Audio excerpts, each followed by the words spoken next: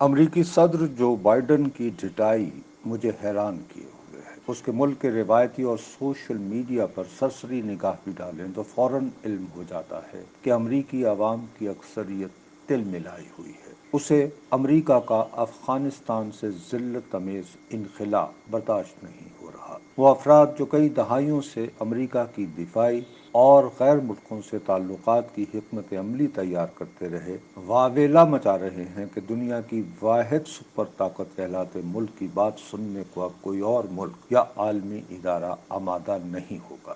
اس کے علاوہ بے شمار افراد کو طالبان کی اقتدار میں فاتحانہ واپسی کے بعد آزادی فکر اور عورتوں کے حقوق کا غم بھی لاحق ہو چکا ہے۔ امریکہ میں جمہوریت اور آزادی صحافت کی بابت مچائے شور کو میں نے کبھی سنجیدگی سے نہیں لیا۔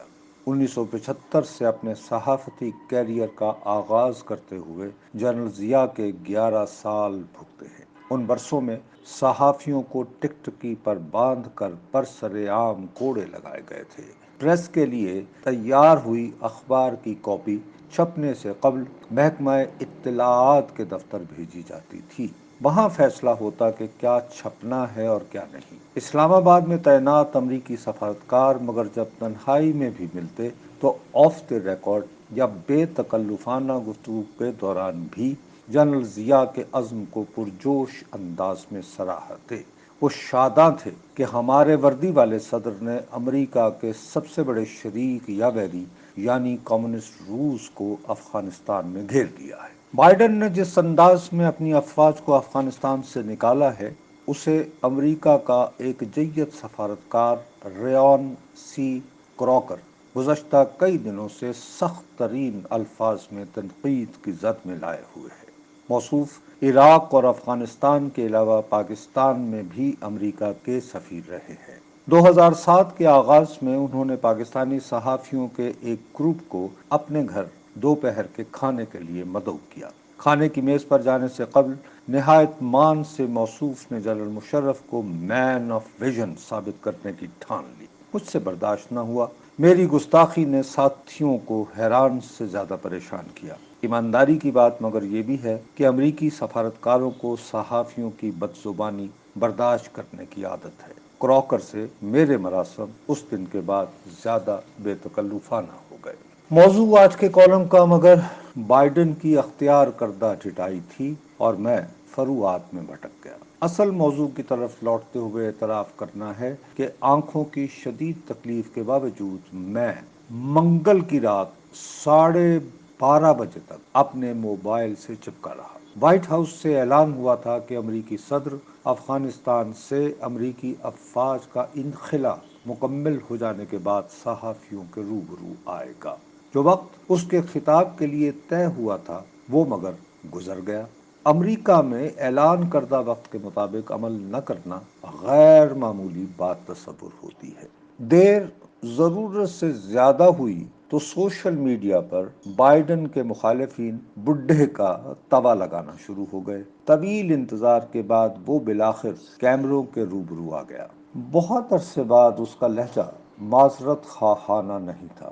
سینہ پھلا کر بلکہ اصرار کرتا رہا کہ محض 2 ہفتوں میں 1.5 لاکھ کے قریب افغانوں کو کابل سے طیاروں کے ذریعے نکال کر امریکہ نے تاریخ رقم کر دی ہے۔ وہ مصر رہا کہ افغانستان میں امریکی افواج کی موجودگی اس کے ملک کی سلامتی کو یقینی بنانے کے لیے اب ہرگز درکار نہیں تھی۔ افغانستان اس کی دانست میں امریکہ کے لیے اب اہم ملک نہیں رہا۔ وہ فقط یہ چاہتا ہے کہ وہاں دنیا بھر سے نفاذ اسلام کے لیے متحرک ہوئے انتہا پسند ایک بار پھر محفوظ پناہ گاہوں کی تلاش میں جمع نہ ہونا شروع ہو جائے۔ اسے کامل اعتبار تھا کہ طالبان کی بھی یہی خواہش ہے۔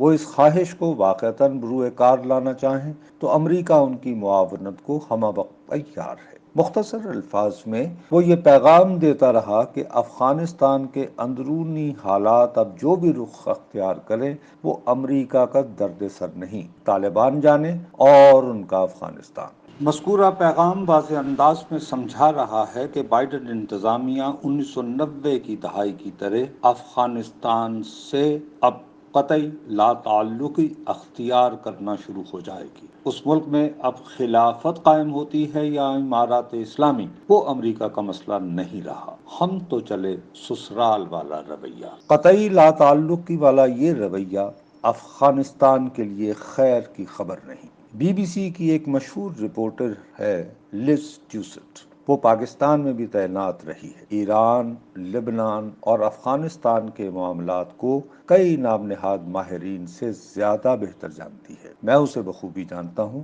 جنگوں کی وجہ سے عام شہریوں کے مسائل کو اجاگر کرنے کے لیے ہمیشہ بے چین رہتی ہے۔ 31 اگست کی صبح افغانستان سے امریکی افواج کا انخلا مکمل ہو گیا تو وہ کابل کی ایک مرکزی شاہراہ پر چلی گئی۔ وہاں بینکوں کے سامنے کھاتے داروں کی ایک طویل قطار لگی تھی۔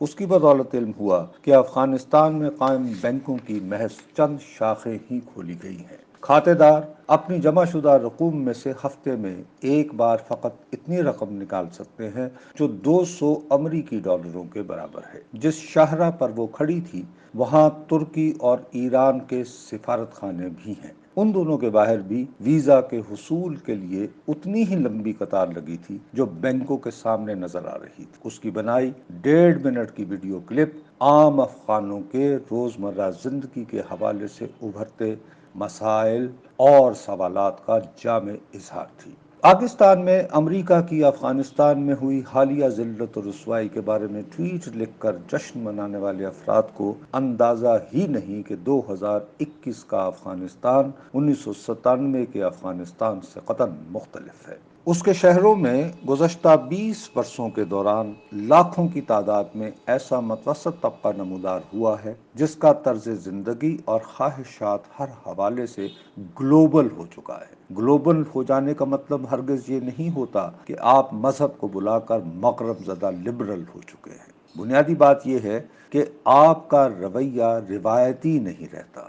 بچوں کو آپ جدید تعلیم دلوانا چاہتے ہیں، موبائل روزمرہ زندگی کے لیے لازمی سمجھتے ہیں، اس کے ذریعے آپ باخبر رہنا چاہتے ہیں اور اپنی زندگی کو خوشحال بنانے کے خواب دیکھتے ہیں۔ ان خوابوں کے حصول کے لیے آپ کو نوکری یا کاروبار شروع کرنے کی ضرورت ہوتی ہے۔ افغانستان کی تاریخ میں نوکری فقط وہاں کی ریاست ہی فراہم کرتی رہی ہے، نجی شعبے میں نوکریوں کی گنجائش موجود نہیں تھی۔ 9/11 کے بعد مگر امریکی جب دیگر ممالک کی افواج کے ساتھ افغانستان میں وارد ہوئے تو ٹھیکیداروں کی وسیع تعداد رونما ہونا شروع ہو گئی۔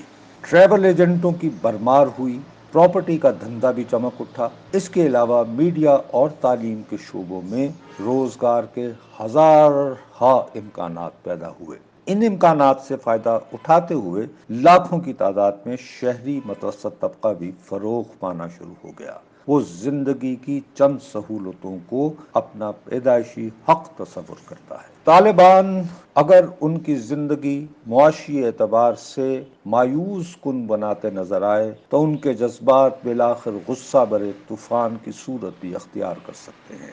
اس طوفان کی پیش بندی کے لیے طالبان 1997 جیسا رویہ اختیار کرنے سے متاثر کن انداز میں گریز کر رہے ہیں۔ اپنی خفت کو شدت سے محسوس کرتا بائیڈن مگر ان سے ڈو مور کا تقاضا کرتا رہے گا۔